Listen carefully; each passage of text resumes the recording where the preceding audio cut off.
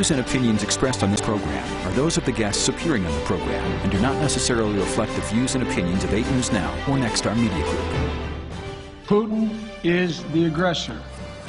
Putin chose this war.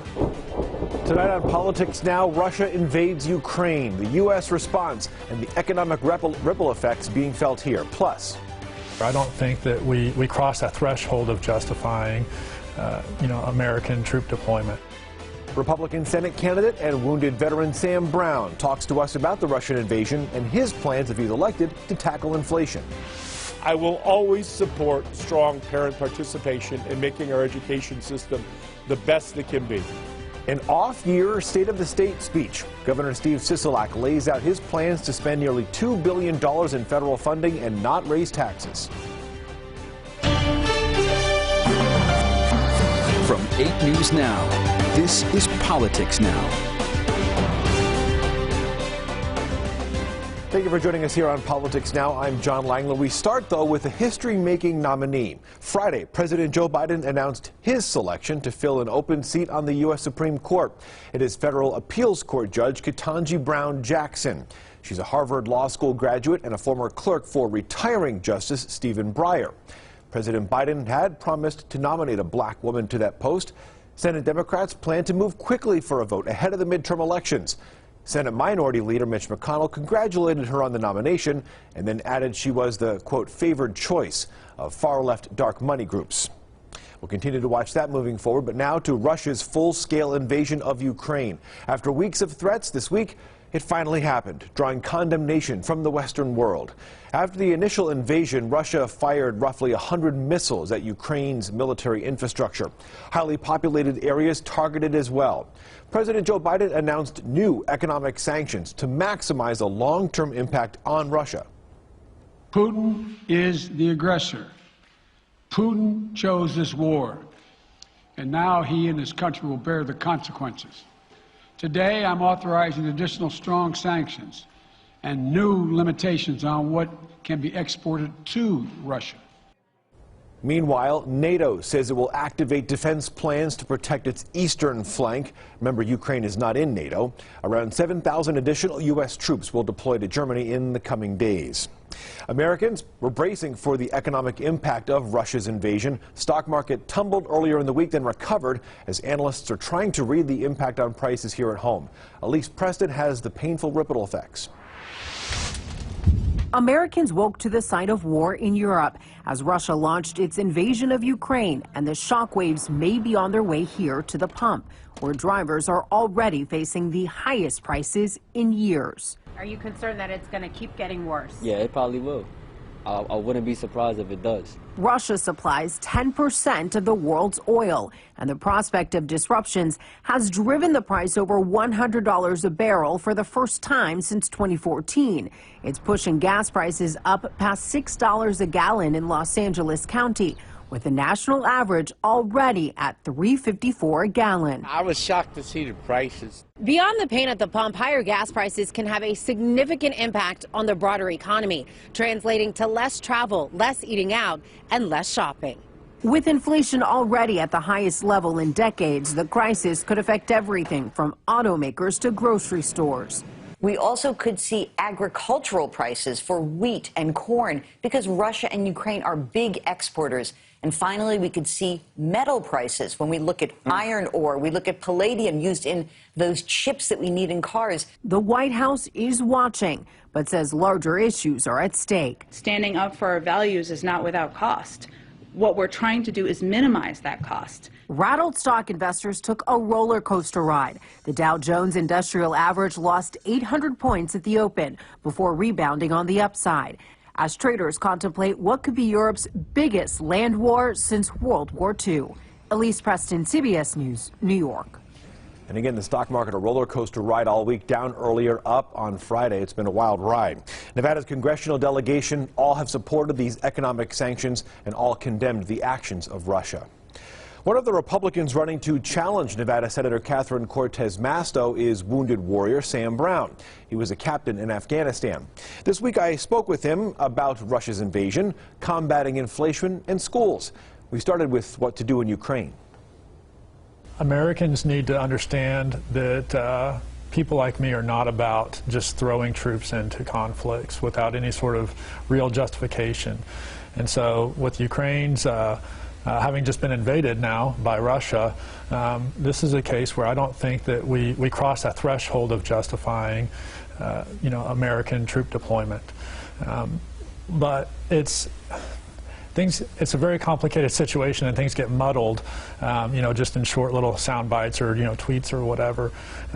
The challenges here are that we've got people that sort of assume that Ukraine is part of NATO, and we have obligations to NATO, but those don't extend to the Ukraine. If you were in the Senate right now, what would you say to your fellow senators, to the White House, to avoid being distracted? I would say that we would need to keep our eye on China right now, and like I think that Russia's signals, and specifically Putin's, are that the sanctions don't seem to be a deterrence to them, and so it's sort of just this political dog and pony show, but keep your ammo dry. Look to the future. Any sort of deterrence that could have prevented Russia from crossing the border of Ukraine, that moment's already gone. So look to the future and say, what do we need to do to deter China from having a similar action in Taiwan? Let's switch gears a little bit and talk about the race for Senate. Obviously, you're not the only Republican running. Adam Laxalt is running as well, and a lot of the Nevada Republican establishment seems to have put their weight behind him, financially at least. What kind of support have you received to try and make sure that you're the person who runs for the Senate from the Republican side?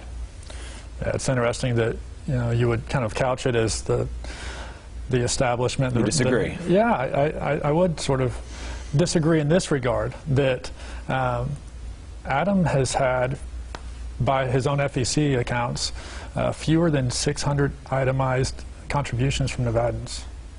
Fewer than 600. Think about that. Contrasted to, I've had thousands of Nevadans who've donated to me in this campaign. So this is the true grassroots campaign. This is the campaign for working class Nevadans, for working families, for people who want to see change. If you're in the Senate, what would you do to start trying to tackle inflation? Yeah, so inflation is largely contributed by two things. One is congressional spending.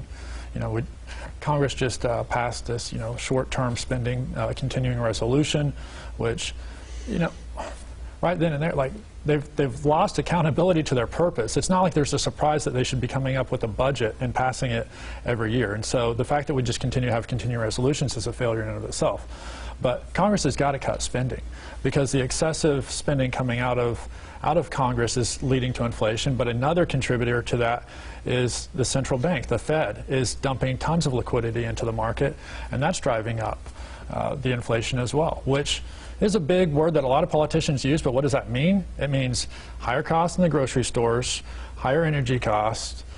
It's people are having to make tough choices. You mentioned opposition to critical race theory on your political website. How much of critical race theory do you think is being taught in Nevada right now, and what's an example? So let's use Washoe County as an example. It's where it's where I live, and I know the school district better. Critical race theory has not been taught on a school district level yet.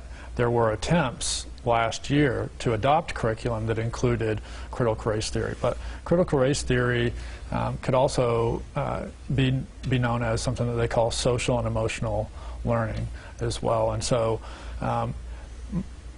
my hope is that we have school districts that are one, much more locally controlled than having a federal influence, but that as long as we're still ranked at 49th in the nation, and at least one of the recent rankings, let's focus on reading, writing, arithmetic. You can watch our full interview with Captain Sam Brown on 8newsnow.com.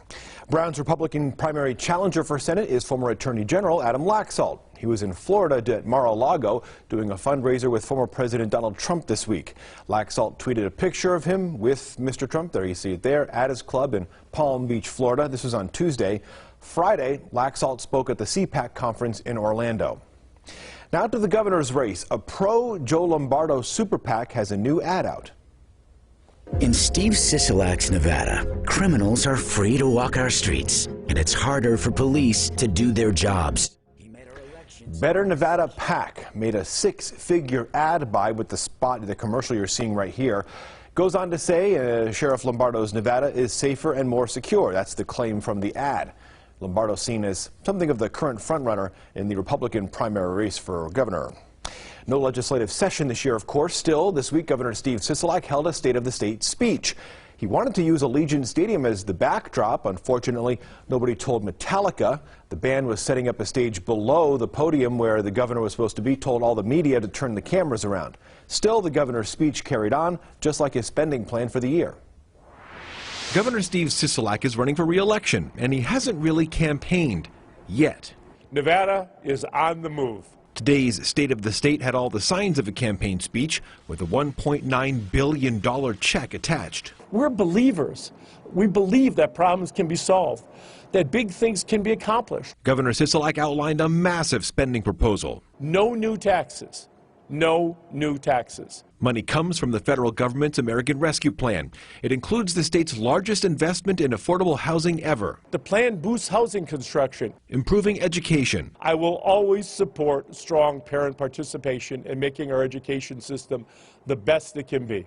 Bumping pay for Nevada State Police. I will be proposing a salary increase. Hundreds of millions of dollars will go to roads, paying for a year of free school lunches and boosting small business. Our government faltered when our residents needed it most during the pandemic. State Senate Republican leader James Settlemeyer. Governor Sisolak may think that $6.7 billion from the federal government is enough to fix the state, and he would be wrong. Still, the governor struck an optimistic tone. He's confident the legislature and voters will follow his lead. Ultimately, this is about making life better for the people we love. Most of the governor's proposals have to be approved by the Interim Finance Committee, which is, of course, led by Democrats. Meanwhile, the election, that's 254 days from now. Next on Politics Now, a focus on education. The Secretary of Education is in Las Vegas touring Nevada schools, how he wants to attract more teachers. Plus the new standards for substitute teachers. We'll tell you how Nevada's trying to make sure that classrooms have enough educators.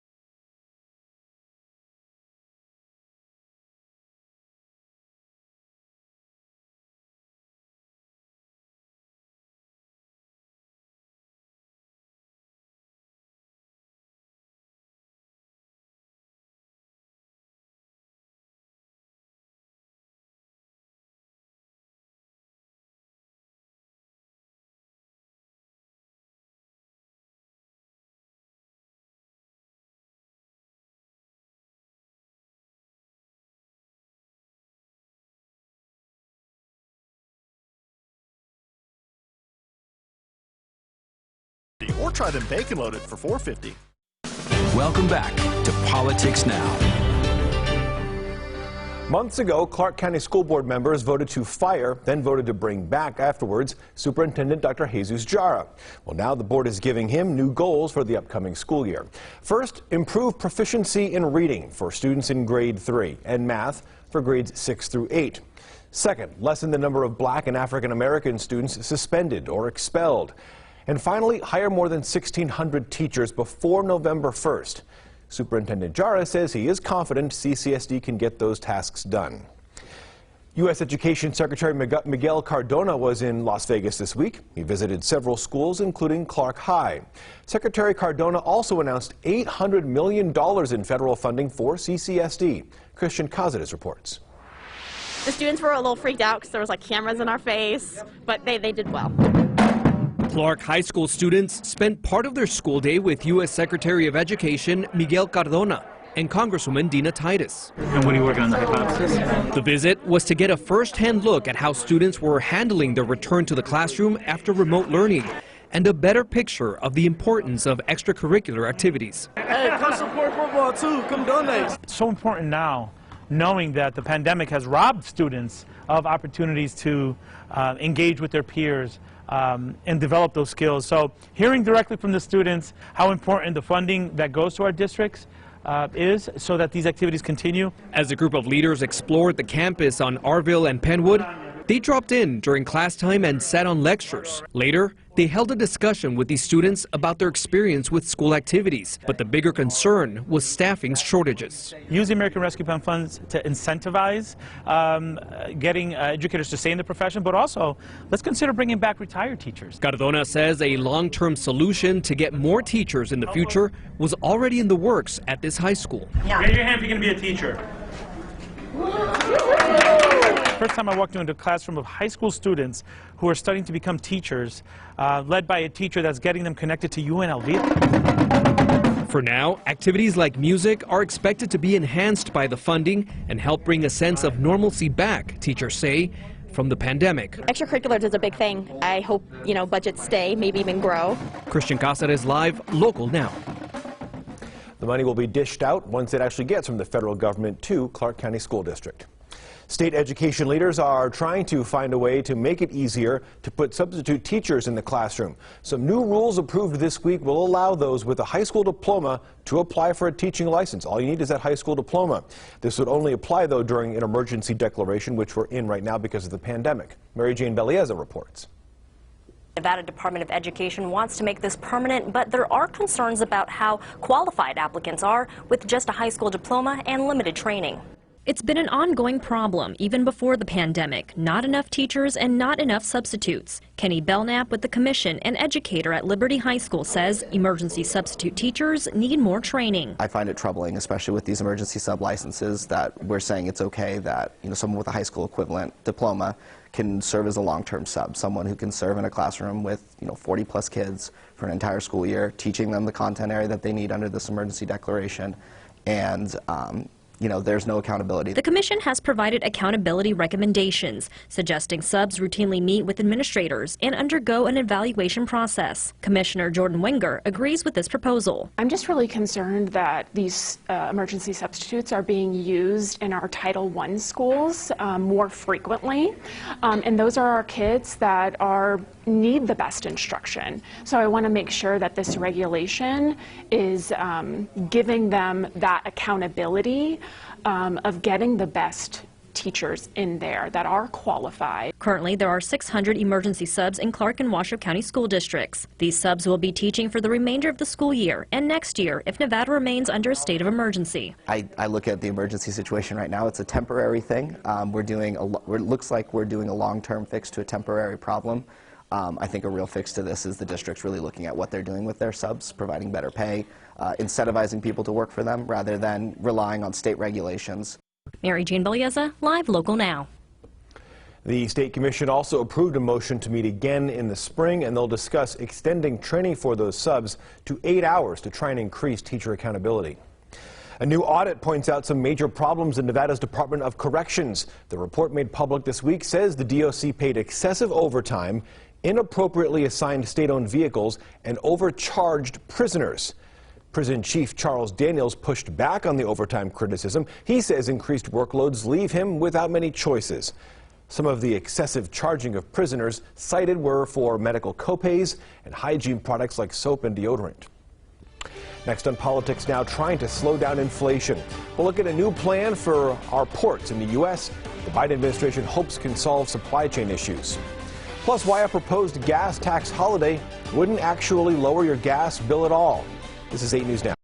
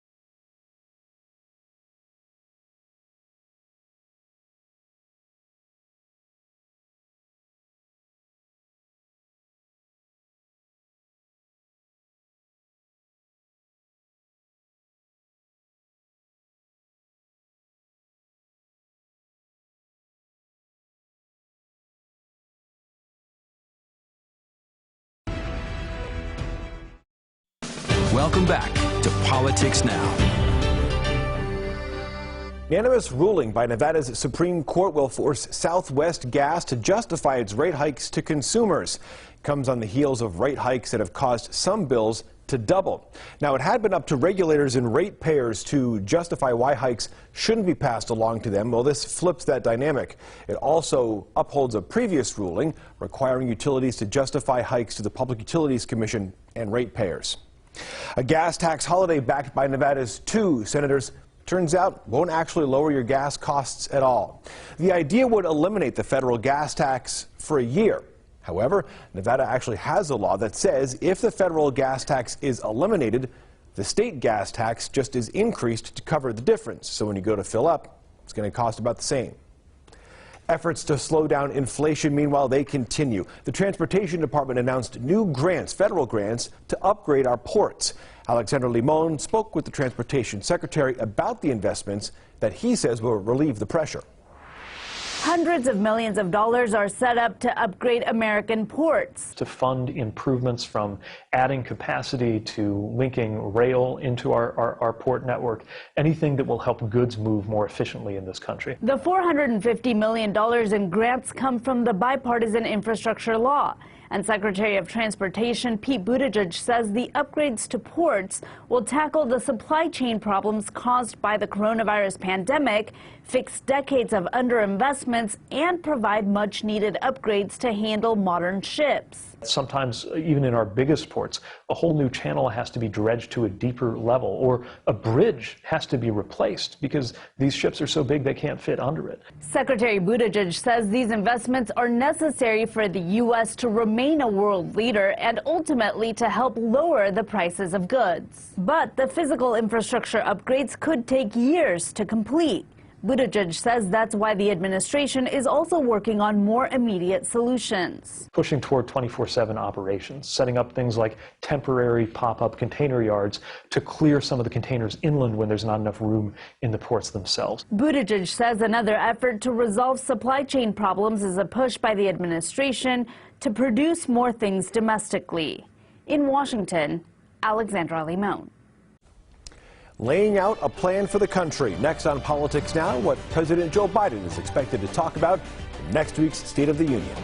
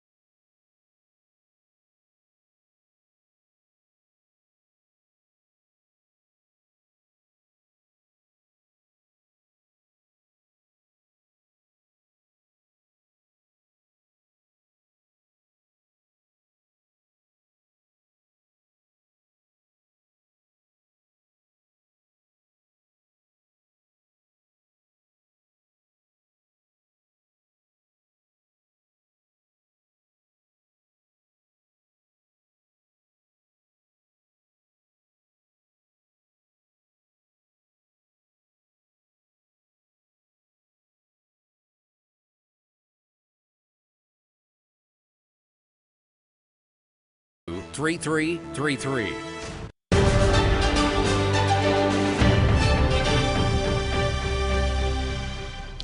Welcome back. Next week in What to Watch, President Joe Biden gives his State of the Union address. The address will be on Wednesday. Of course, we will carry it live right here on Channel 8.